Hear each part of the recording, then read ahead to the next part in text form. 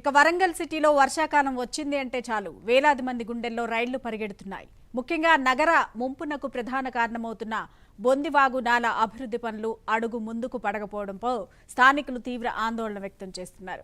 ప్రభుత్వం గతంలోనే నిధులు మంజూరు చేసినప్పటికీ కేవలం డిజైనింగ్ పనులు పూర్తి కాకపోవడంతో ఈ ప్రాజెక్టు నిలిచిపోయింది.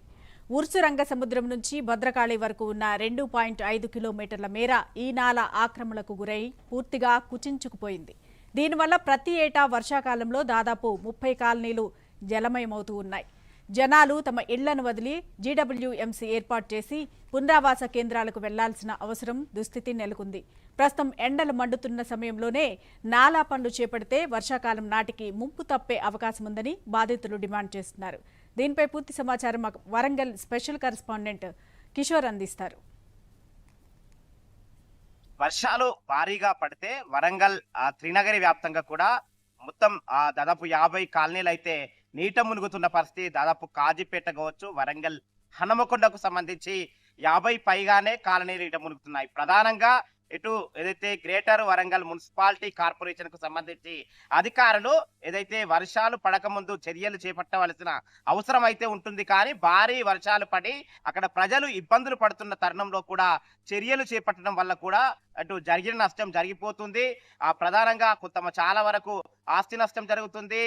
అదే విధంగా కూడా ప్రాణ నష్టం కూడా జరుగుతున్న ఆ పరిస్థితులు అయితే చాలా స్పష్టంగా గ్రేటర్ వరంగల్ మున్సిపాలిటీ కార్పొరేషన్ కు సంబంధించి విలీన గ్రామాల్లో కావచ్చు, ఇటు ఏదైతే ట్రై సిటీ వ్యాప్తంగా కూడా ఇదే పరిస్థితి అయితే చాలా స్పష్టంగా కనబడుతుందని చెప్పవచ్చు. ఇటు బొందువాగు సంబంధించి ఏదైతే పనులు చేపట్టేందుకు గత 2 సంవత్సరాల క్రితమే 158.5 కోట్ల రూపాయలనైతే గత రాష్ట్ర ప్రభుత్వం అయితే విడుదల చేయడం జరిగింది. బీఆర్ఎస్ ప్రభుత్వం ఆక్రమణలు ఇటు ఆ తర్వాత పెరిగి ఏదైతే నాలాల పైన విస్తృతంగా కూడా ఆక్రమణలు పెరిగి అయితే ఇటు ఏదైతే నగరం మున్పునకైతే గురవుతున్న పరిస్థితులు అయితే కనబడుతున్నాయి. అయితే ఇటు డిజైన్లు పూర్తి కాకపోవడం వల్లే ఇలాంటి సమస్య వచ్చింది. ప్రధానంగా ఇటు 2.5 కిలోమీటర్ల దూరంలో కూడా ఏదైతే డిజైన్లు అయితే పూర్తి చేయడం జరిగింది. ప్రధానంగా ఇటు ఏదైతే హంటర్ రోడ్డు లాంటి ప్రాంతాల్లో కూడా ఏటా నీట మునుగుతున్నాయి కాబట్టి ఈ ప్రాంతాల్లో శాశ్వతంగా కూడా పనులు చేపట్టాలని కూడా మంత్రి కొండా సురేఖ అధికారులను ఆదేశాలు జారీ చేయడం జరిగింది. కానీ డిజైన్లు పూర్తి కాక ఎక్కడి పనులు అక్కడే నిలిచిపోయిన పరిస్థితి. అయితే ఇటు రానున్నదంతా కూడా వర్షాకాలమే కాబట్టి వర్షాకాలంలో శాశ్వతంగా పనులు చేపడితే ఏదైతే ఇప్పటి నుంచే పనులు చేపడితే అప్పటి వరకు పనులు పూర్తయ్యే అవకాశం ఉంటుంది. అధికారులు ఆ దిశగా అడుగులు వేయాలి. ఎందుకంటే చాలా ప్రాంతాలు దాదాపు నగరానికి సంబంధించి నీట మునుగుతున్న ప్రాంతాల్లో దాదాపు 50 పైగానే కాలనీలు ఉన్నాయి. ఆ ప్రాంతంలో నీట మునుగుతున్న ప్రాంతాల్లో ఆస్తి నష్టం, ప్రాణ నష్టం జరుగుతుంది.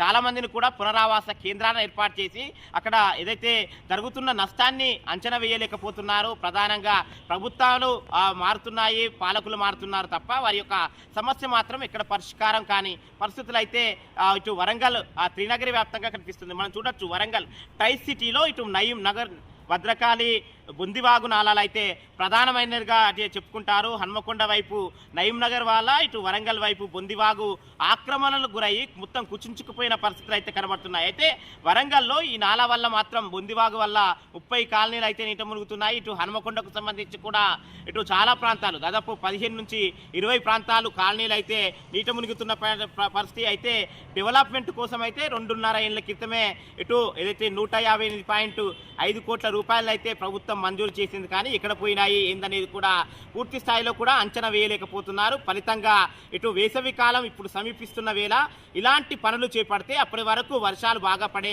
టైం వరకు కూడా పనులు పూర్తయ్యే అవకాశం ఉంటే ఆ దిశగా అడుగులు వేసి ఇటు మరోసారి కూడా ప్రాణ నష్టం కావచ్చు, ఆస్తి నష్టం జరగకుండా చూడాలని కూడా వరంగల్ నగర ప్రజలు కోరుతున్న పరిస్థితులు అయితే ఇటు వరంగల్లో కనిపిస్తున్నాయని చెప్పవచ్చు. వీడియో తిరుమలతో కిషోర్ కుమార్, CVR న్యూస్.